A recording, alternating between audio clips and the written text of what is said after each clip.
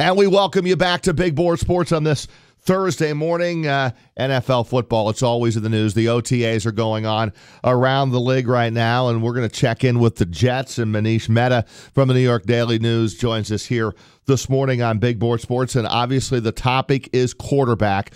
Who starts? You got Josh McCown, the veteran, coming in, and you got the two young guys, and Bryce Petty and Christian Hackenberg. So it looks like it's a three-player race to see in September who's the number one guy. As we sit here right now, a couple of days into OTAs, who is the leader in the clubhouse? Well, at this point, it's obvious that Josh McCown is the better or the best of the three, and that's to be expected. He's the most experienced player. He has worked with Jeremy Bates, the quarterback's coach, in the past. He's been in this offense in his career. So you would anticipate that he would have the edge at this point, and that's why if you project forward, you would anticipate he would be the week one starter. The big question for the Jets, of course, is at what point do they turn the reins over to Christian Hackenberg? Because it's going to happen at some point. I just don't believe that it's going to happen when week one rolls around, because there is a lot of development still left for him. They need to correct a lot of mistakes that he endured in college, and last year obviously was a redshirt year. So coming into a new system, I think it'll take time for Christian Hackenberg. But the early takeaway from one practice, of course, only is that Josh McCown is clearly the best of the three, and then between Bryce Petty and Christian Hackenberg, take your pick. But ultimately, the Jets want to see Christian Hackenberg actually play in a game before they make any kind of determination on what they're going to do with their quarterback position for the long term. Manish, I'll preface this by saying I'm a Penn State guy, so I have a rooting interest in Christian Hackenberg. Look, he was chosen in the second round, so there must be someone in that Jets organization that thinks he has a future as a starting quarterback with the Jets. Where do they stand right now from what they've seen in practice last year, a little bit this year? Do they think there's enough there that Hackenberg eventually could emerge as the number one QB for the Jets? Well, I don't think that's going to happen with Christian Hackenberg because if they saw enough promise a year ago, he would have at the very least started the final game against the Bills, and they didn't even throw him into that Week 17 game in a lost season. So they know he has a lot of work to do. Are they cautiously optimistic that he can become the answer at the position? Yes, but they're not anywhere close to being sold. Now, that being said, there have been promising signs in this offseason. You take that information with a grain of salt, of course, because they haven't been able to hit the field until this week. But in the classroom, he's an extremely sharp guy. I think you knew that last year if you spoke to him. I don't think the mental part of playing the position is going to be any kind of big barrier for him. The biggest question marks for Hackenberg are physical. It's footwork. It's things of that nature, and those are things that need to be fixed, for lack of a better phrase, or be corrected. And he's taken encouraging signs in the right direction in terms of correcting some of those mistakes. But again, it's one thing, in a practice setting or in a one-on-one setting with a coach to be able to show that maybe you've corrected some of these issues, and it's a very different thing to do it in a full practice in pads, which they haven't done yet, and then you take it to a different level in playing in preseason games, and then ultimately you want to see those corrections made when the real bullets are flying, and we're not going to find that out, obviously, with Christian Hackenberg for a little bit here.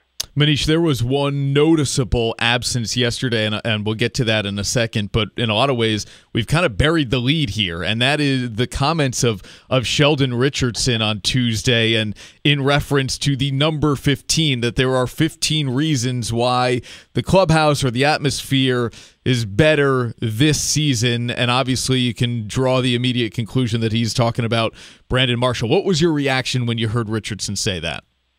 Well, it was lighthearted, and I'm sure that everyone has seen the videos by now. He actually just hinted at it before the reporters around him, including myself, kind of chuckled and said, well, could you expound on what you mean? And then he threw out that line about the 15 reasons why the locker room's better. Look, it's obvious, and it's no secret that he didn't get along with Brandon Marshall. They had their issues throughout last season for a variety of reasons. I think one of the things, in fact, I know one of the things that bothered Richardson the most, perhaps, was Marshall coming out after that Richardson Snapchat video and making some critical comments publicly.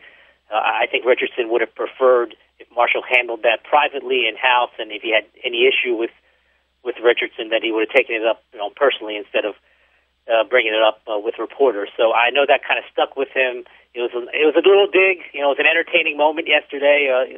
Sheldon only spoke for a few minutes, but I think it's clear that he's extremely motivated in his final season here under contract. He's going to be an unrestricted free agent. He's fully aware that the Jets have tried to trade him at various points in the past, before last year's trade deadline and then during this past draft, and they were unsuccessful in doing so because of the $8.1 million that Richardson is owed. It's guaranteed money, and if you're going to trade for a player in the final year of his contract, you probably want some assurance he's going to stick around beyond 2017. So that deal didn't happen. The Jets are still open to trading him, which is comical to me because you're going to get pennies on the dollar for an extremely talented player. So I think ultimately he's going to be on the Jets in 2017. He's going to be extremely motivated in a contract year.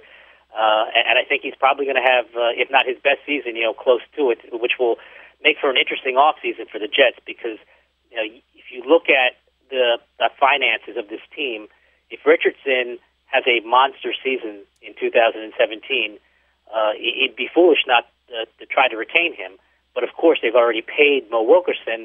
But when you look at Mo Wilkerson's contract language, there isn't a financial out for the team. So if Wilkerson underperforms, if Richardson overperforms, if you will, I don't see why they couldn't retain Richardson and move away from Wilkerson. But again, if Mo Wilkerson plays at a very high level, they're going to keep him. They're not actually looking to move him. It's just an option.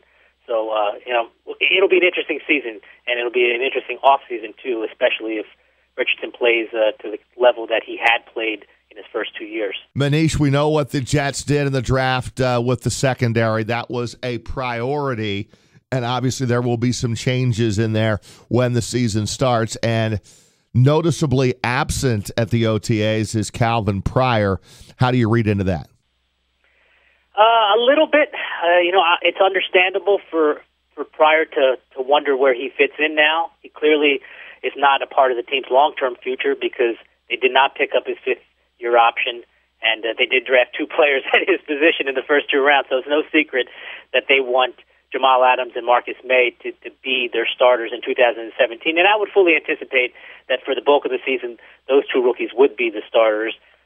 There is a place for Calvin Pryor in Todd Bowles' defense. It'll be obviously in a lesser role in the three safety packages. That's clearly not what Pryor envisions for himself moving forward. He doesn't really have a choice. He's under contract. He's making under $2 million, so it really behooves the Jets to keep him around. They're not particularly deep at safety, so it would make sense for him to stick around. Now, I don't know how long this stance of staying out of these voluntary workouts is going to last. What I do know is that the sticking point is in a few weeks when mandatory rookie minicamp begins in mid-June.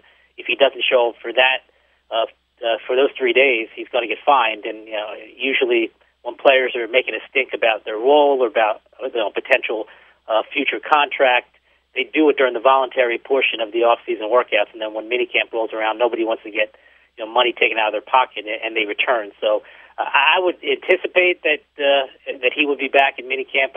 I think if he had his druthers, he'd probably like to move on to a different place where he could have a realistic chance to be a starter, because one thing you can say for sure when it comes to Calvin Pryor and these Jets is that he does not have a place to be a starter, barring injury. They didn't invest 2 picks in the first 2 rounds of the draft to keep these rookies on the bench.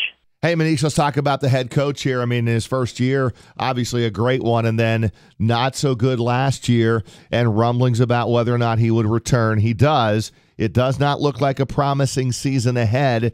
I wonder what the future of Todd Bowles is in the minds of the Jets organization. Where do you stand on Todd Bowles moving forward here? That's really the big mystery, and that's the poignant question, I think, if you're a Jets fan, that you have to ask is Todd Bowles part of the Mike Maccagnan rebuild? Because if he is, then I said all along that Woody Johnson should give him a 1-year extension. And people will say, well, why would you give him a 1-year extension? He hasn't made the playoffs in his first 2 seasons. Well, the reason is because he signed a 4-year contract And if you don't extend him before this season, and you assume, of course, that the Jets will miss the playoffs for a third consecutive season, that means that Bowles will be entering 2018 in the final year of his contract. And in the NFL, that just doesn't happen very often. You don't have lame duck coaches on their final year for a lot of reasons, not the least of which is you can lose your locker room and lose your team if the players know that you're going to be gone after the season, if you're not part of the future. So I've said all along, when you're looking at what the Jets are trying to do, and that's trying to rebuild through the draft, it's going to take time. And if Bowles is truly a part of that rebuild, then there should be some commitment beyond this season, because you have to look at, again, what presents itself in 2018. Would Woody Johnson have him coach on the final year of his contract? I find that very difficult to believe, because it simply just does not happen in the NFL. And in many ways, Todd Bowles and everybody else really on that coaching staff worked some magic in that first year, primarily because of Ryan Fitzpatrick's career year. They didn't expect that out of him. But Bowles hasn't had a quarterback, and let's be honest, I don't think he's going to really have a quarterback this year as well. And then when you look at what could be available for this franchise next year in a very talented and relatively deep quarterback class, I think it'd be unfair if they fired him. Now, that being said, coaches get fired all the time, and it's not always fair. The other element to this is that Mike McCagnon did not hire Todd Bowles. Remember, both of those guys were brought in together right when Charlie Casserly and Ron Wolf helped Woody Johnson assemble this new regime. So if you want to be fair to McCagnon, you might want to give him an opportunity to hire his own head coach. So there are two sides to the coin here. It'll be fascinating to see what happens this offseason, because Woody Johnson has said the record doesn't matter. There isn't a playoff mandate per se. He just wants to see improvement from these young players that the Jets are bringing in. Of course, that's a kind of a gray area there. I mean, what's improvement? How much improvement? We don't know the answer to that. So to me, Bowles is still coaching for his job in his future with his franchise this season. All right, Manish, thanks so much. I'm sure we'll be back in touch as we get closer to the start of NFL training camps, and we'll figure out what's going to happen at the quarterback spot with the Jets. And we are the home of the New York Jets here on 104.5, the Team ESPN Radio. Manish, again, thanks for a few minutes on Big Board Sports. Hey,